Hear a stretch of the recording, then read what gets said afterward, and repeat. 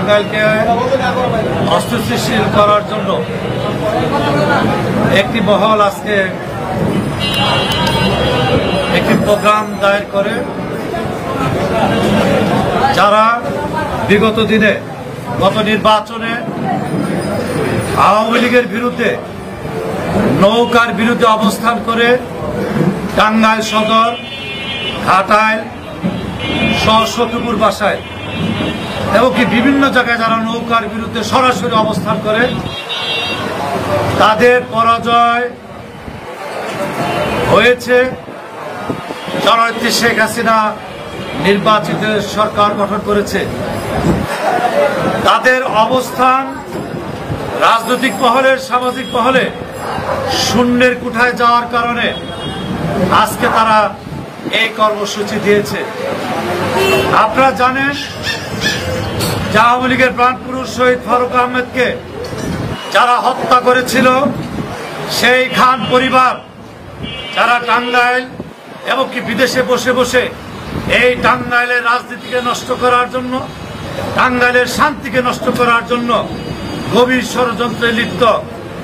আপনারা জানেন যে আগামী 21 তারিখ এই হত্যা মামলার শেষ সাক্ষী, সেই সাক্ষ্যর মধ্য দিয়ে ফারুক আহমেদের হত্যার রায় কার্যকর আমরা আশা করছি। যেখানে মাননীয় প্রধানমন্ত্রী ঘোষণা দিয়েছেন যে এই মামলার রায় তিনি কার্যকর করবেন, ঠিক সেই সময় তারা কোনো ইস্যু না পেয়ে তারা কখনো এক এক দিন এক একটা ইস্যু নিয়ে রাজপথে নামার জন্য, আন্দোলন করার জন্য পায়তারা চালাচ্ছে। আমরা গতকাল পর্যন্ত ফেসবুকে দেখেছি তারা শ্রমিক সংগঠনকে নিয়ে একটি সমাবেশ দাঁড় করেছে।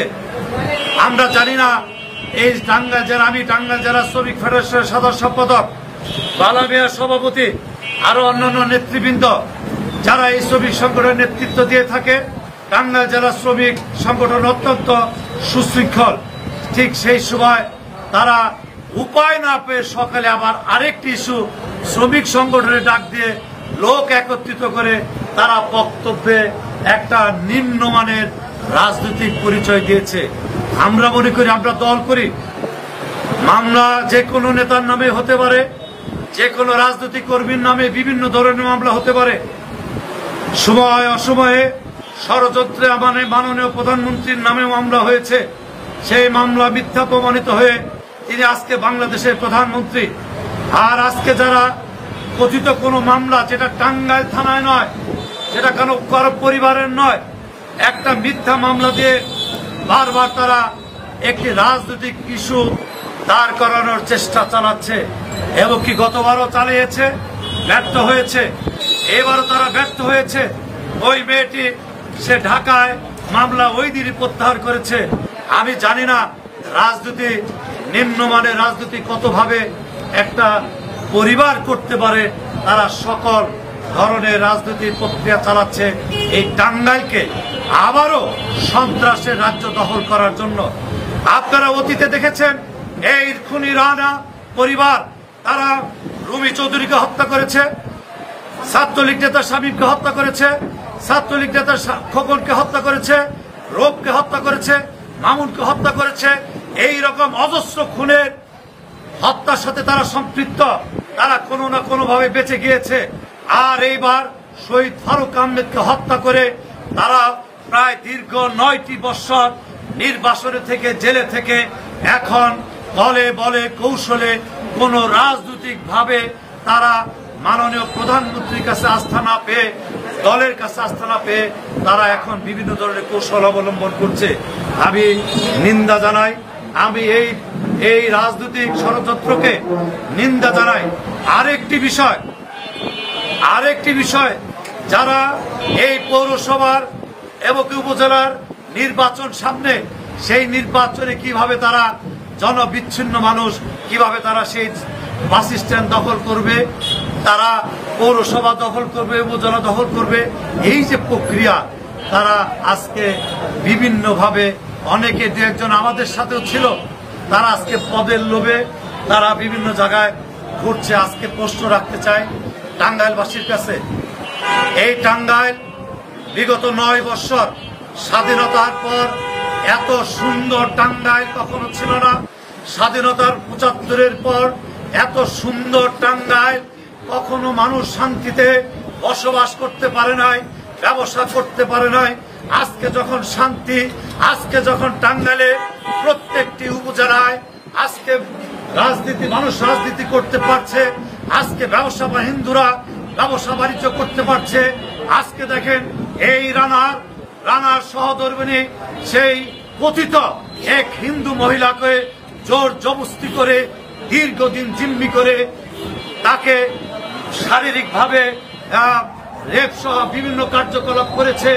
তার বউ নেমভবনে তাকে মেরে ধরে বাসার থেকে আটকে মেরেছে। সেই মামলা করলে তাকে আজ পর্যন্ত ওই মহিলাকে পাওয়া যাচ্ছে না। তিনি আজকে জীবিত আছে কিনা মৃত্যু কিনা আমরা জানি না। সেই হিন্দু মহিলা আজকে ঢাকায় তেজগাঁ থানায় মামলা করেছে। সেই মামলাকে ধামাচাপা দেওয়ার জন্য আর ওই প্রযুক্তি বিশ্ববিদ্যালয়ের সামনে সরকারের জমি দখল করে ওই মেয়র যিনি দোকানের যে দোকান, এই যে আমাদের এখানে মৌলানা ভাসানীর নাতি বসে আছে, প্রতিবাদ টাঙ্গাইলবাসী এই দোকান দখলদারির বাণিজ্য চলছে টাঙ্গাইল। আমরা যখন প্রতিবাদ করি, আমরা যখন প্রশাসনকে বলি এই প্রতিবাদ দখলদারি তাদেরকে বন্ধ করতে হবে, গ্রেপ্তার করতে হবে। ওই থানাপাড়ায় শাহপাড়ায় ওই সাবেক প্যানেল মেয়র তার লোকজন দিয়ে হিন্দুদের জমি দখল করে, তখন যদি প্রতিবাদ করি তার পরিণাম হয় ওই বাজার থেকে নিম্নমানের মহিলা নিয়ে তারা একটা ষড়যন্ত্র করে দিয়ে টাঙ্গাইলে ঘোলা পানিতে মাছ শিকার করতে চায়। আজকে টাঙ্গাইলের জনতা, টাঙ্গাইলের আওয়ামী লীগ সকলে জেগে উঠেছে। শ্রমিকদের উপর অত্যাচার, এই শ্রমিকদের উপর রিক্সা শ্রমিক, ট্রাক শ্রমিক, সিএনজি শ্রমিকের উপর তারা অত্যাচার দখলের চেষ্টা চালাচ্ছে। এইভাবে যদি তারা আগামীতেও কোন কার্যক্রম করে, আমি চ্যালেঞ্জ দিয়ে বলতে চাই এই টাঙ্গাইলবাসী বসে থাকবে না। ঘেরাও দিয়ে হলেও এই সন্ত্রাসীদের টাঙ্গাইল থেকে উচ্ছেদ করবে।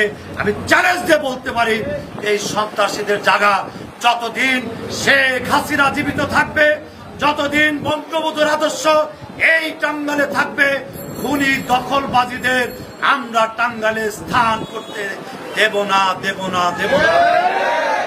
আজকে তারা নৌকা মার্কা পায়নি, তারা সারা জীবন দল করেছে, বলেছে আওয়ামী লীগ করে, দলের বিরুদ্ধে অবস্থান করে, দলের মানুষের উপর অত্যাচার করে আজকে তারা সগুন মার্কায় নির্বাচন করে সকল কিছু দখল করতে চায়।